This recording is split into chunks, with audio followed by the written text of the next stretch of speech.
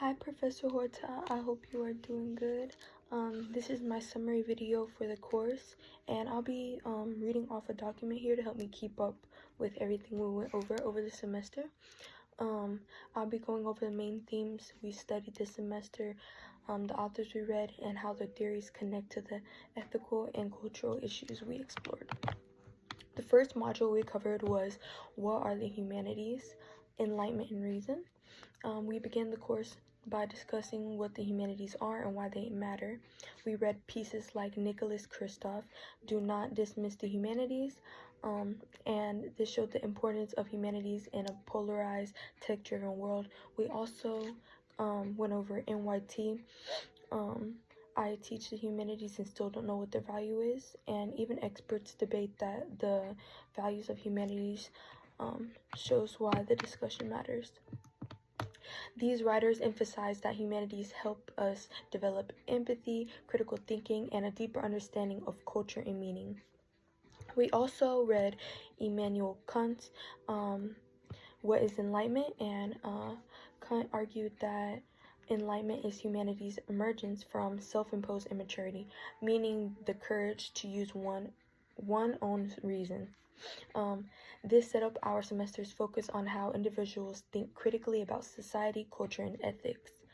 The next module we covered was culture, globalization, and weird psychology.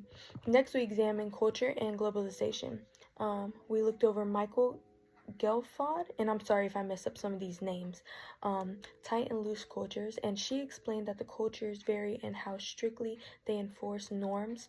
Tight cultures value order, while loose cultures value freedom, and this helps explain social conflict, international differences, and why cultures respond differently to global challenges. We looked at Marvin Harris, India's Scared Crow, and Harris used cultural materialism to show that even beliefs that seem irrational often have deep ecological or economic logic. We looked at Pig Lovers and Haters, another example of how food taboos and cultural practices evolve from environmental. We also talked about globalization through a New York Times article and the story of stuff showing how global supply chains, consumption, and waste connect ethics to modern economic systems. The third module, we covered ethics foundations, and we moved into ethical theory. We covered some authors like Aristotle, virtue ethics. Aristotle focuses on character and developing virtues like courage, moderation, and justice. We looked at John Rawls, the theory of justice, and Rawls proposed a veil of ignorance to design a fair society. We compared these to Kant's deontological ethics, where actions must follow universal moral duties. These frameworks help us analyze later issues like climate change, poverty, racism, and systematic inequality. The fourth module we covered was environmental ethics. We looked at Sandler, who introduced concepts like anthropocentrium, biocentrium, and ecocentrium. We looked at Casey Rentmeester, and she made a Kant look at climate change, and he applied Kant's ideas to climate ethics, arguing that using reason requires to address climate change because failing to act treats others, including future generations, as means. We looked at environmental virtue ethics. To continue, it shifts the conversations from rules to characters. Rachel Carson helped illustrate how environmental responsibility connects to the public awareness and activism. The fifth module we covered was overpopulation, poverty, and global inequality, and we studied global ethics.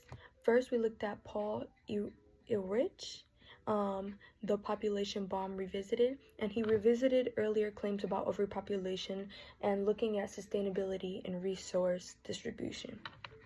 We looked at Amartya Sen, Poverty and Development, and Sen argues that poverty is not just low income but lack of capability, meaning people cannot live the lives they value.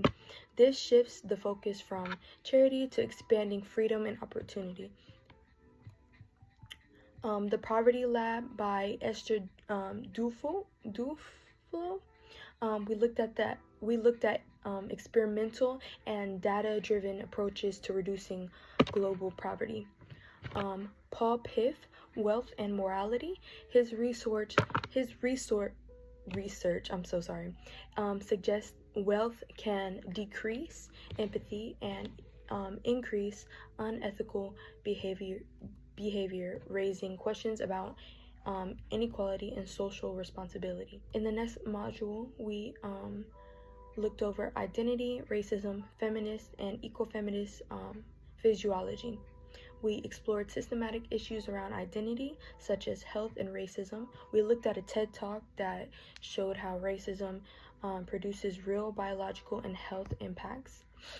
Feminist environmental physiology, that explored how environmental destruction, gender inequality, and systems of domination are connected.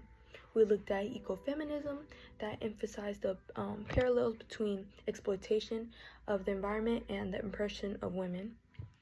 We looked at Bookchin, that connected environmental issues to social and political structures, arguing that ecological crises stem from hierarchical systems.